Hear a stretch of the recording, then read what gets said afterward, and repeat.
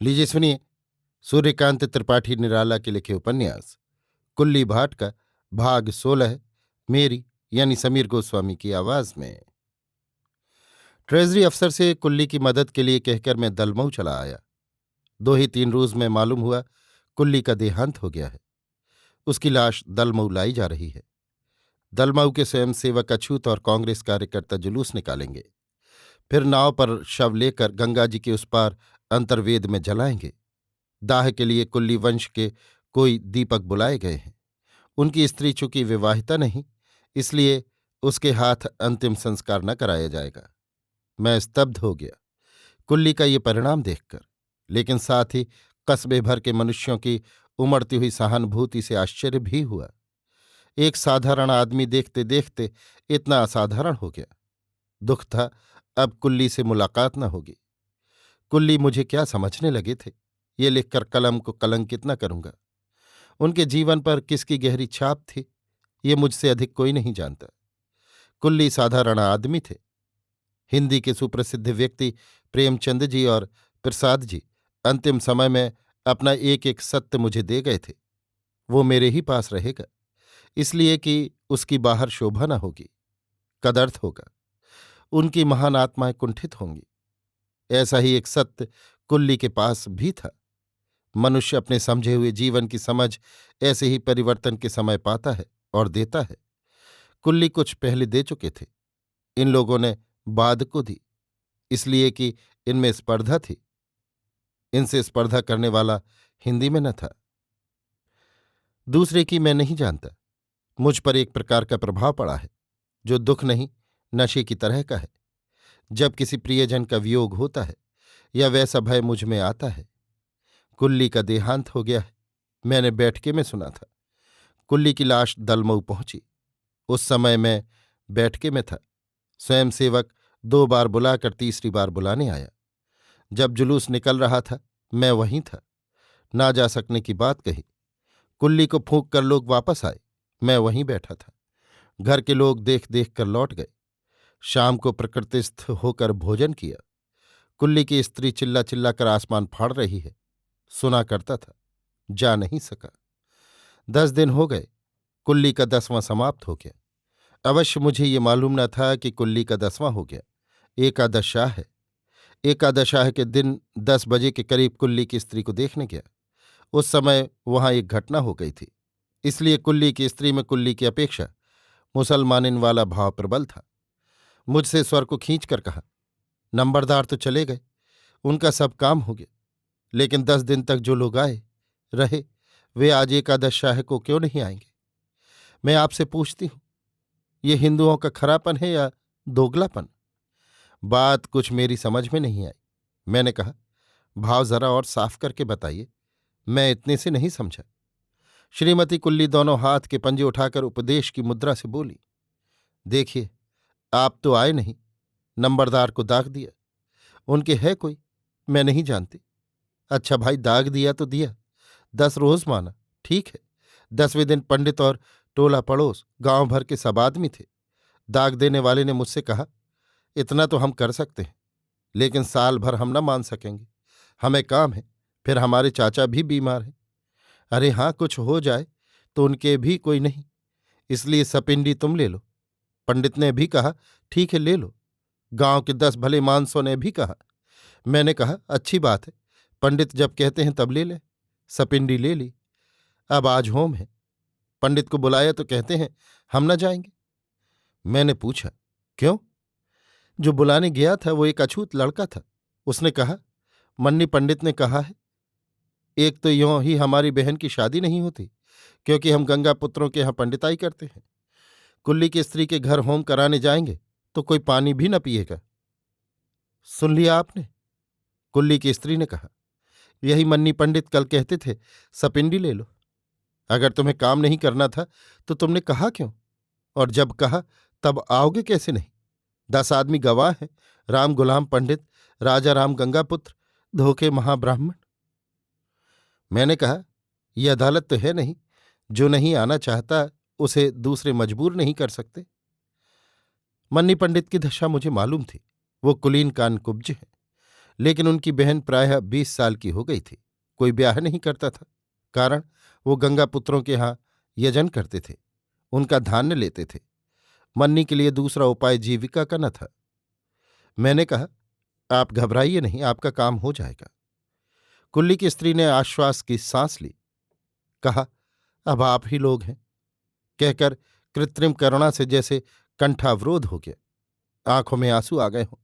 आंचल एक दफा आंखों पर फेर लिया, फिर जोश में आकर बोली, बिना आपके गए वो ना आएंगे। आप ऐसे ही कहिएगा कि। मैं समझ गया। मैंने कहा, मेरी वहां जरूरत नहीं, नहाकर मैं यहीं आता हूं। तब तक आप एक दफा पंडित को और बुला भेजें। मैं अभी आता हूं।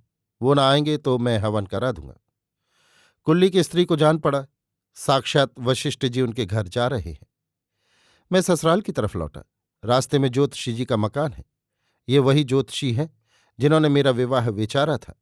मैं मंगली था। ससुर जी इनकार कर रहे थे, लेकिन इनके पिता वहां के बृहस्पति थे। राणा साहब, राजा साहब, लाल साहब सब उन्हें मानते थे। अब भी उनके लड़कों को मानते हैं।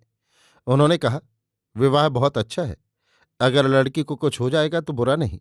फिर जहां लड़का मंगली है वहां लड़की राक्षस है। पटरी अच्छी बैठती है। तब से इस खानदान पर मेरी एक सी श्रद्धा चली आती है। ज्योतिषी जी मुझसे बड़े हैं। प्रणाम कर मैंने तिथि और संवत वगैरह पूछा। ज्योतिषी जी चौंके। मैं किस काट और कोटि का आदमी हूं जानते हैं। पूछा, क्या करोगे, तुम और तिथि? मैंने कहा, मन्नी पंडित बहन के ब्याह के डर से कुल्ली के घर नहीं जाना चाहते। हवन कराऊंगा। मासा नाम मसोत्तमे तो हर महीने आप लोग कहते हैं। संकल्प में तिथि जान लेना जरूरी है। पंडित जी ने पूछा, हवन कैसे कराओगे? क्या तुम ये सब जानते हो? जानता तो दरअसल कुछ नहीं। मैंने कहा, लेकिन ये जानता हूं कि हवन में ब्रह्मा से लेकर देव दानव यक्ष रक्ष नर किन्नर सब में चतुर्थी लगती है। बाद स्वाहा, और इतनी संस्कृत मुझे आती है कि कुल बातें अपनी रची संस्कृत में करूं। यहां के पंडितों से क्रिया शुद्ध होगी। क्या कहते हैं? पंडित जी ने कहा, हाँ ये तो है। अच्छा पंचांग दीजिए। मैंने कहा, जल्दी है। पंचांग लेकर ससुराल गया।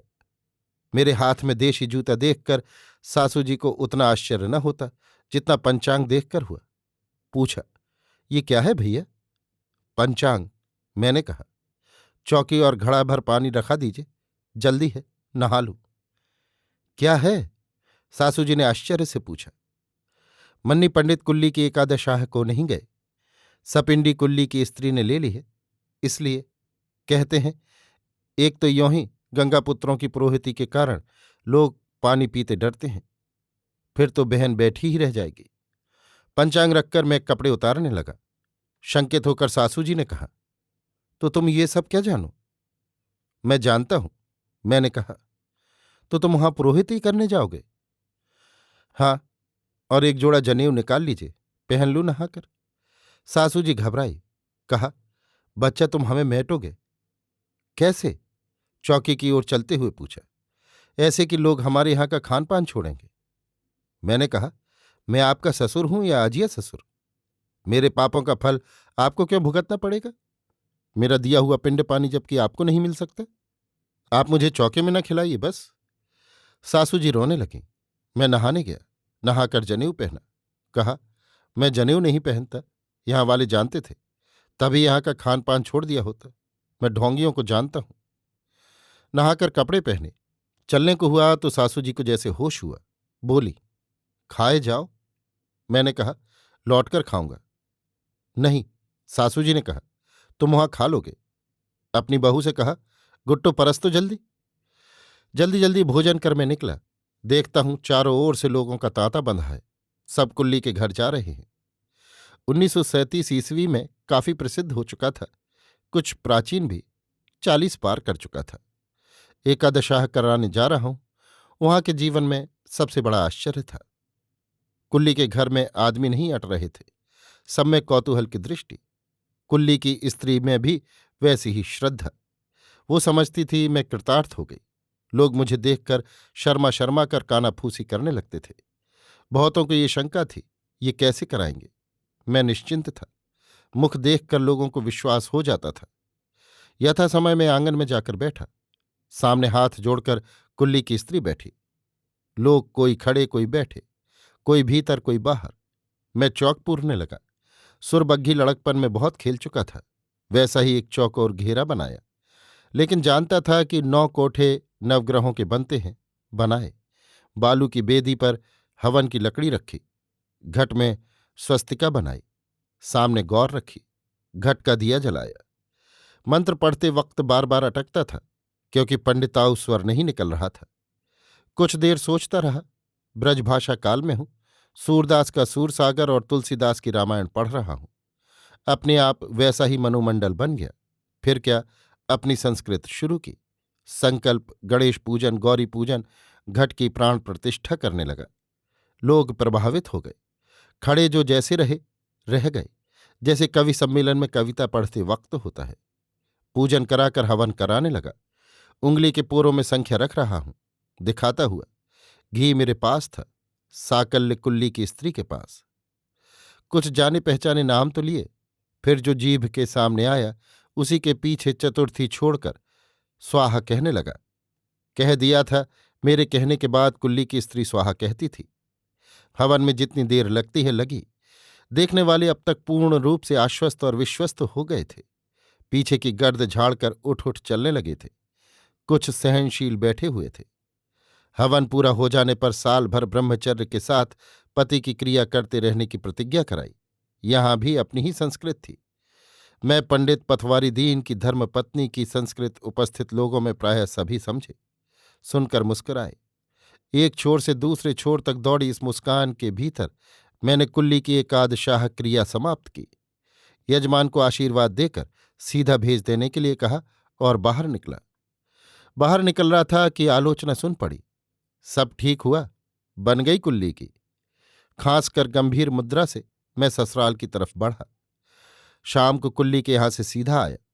मैंने सासू जी से कहा, रखा लीजिए, आप लोग इसमें से कुछ न लीजिएगा, कल पूड़ी बना दीजिएगा। देखकर सासू जी ने कहा, एक दफे में तुम्हारे खाए न खाया जाएगा, इतना घी है। मैं गंभीर होकर रह गया। दूसरे दिन सवेरे जैसी आदत थी, चिकवे के यहां से गोश्त ले आया। देखकर सासू जी ने कहा, भैया तुम तो आज पूड़ी खाने के लिए कहते थे। मैंने कहा, कुल्ली की स्त्री पहले मुसलमानिन थी, इसलिए प्रकृति ने उनके संस्कारों के अनुसार मुझे गोश्त खाने के लिए प्रेरित किया है, इसमें दोष नहीं।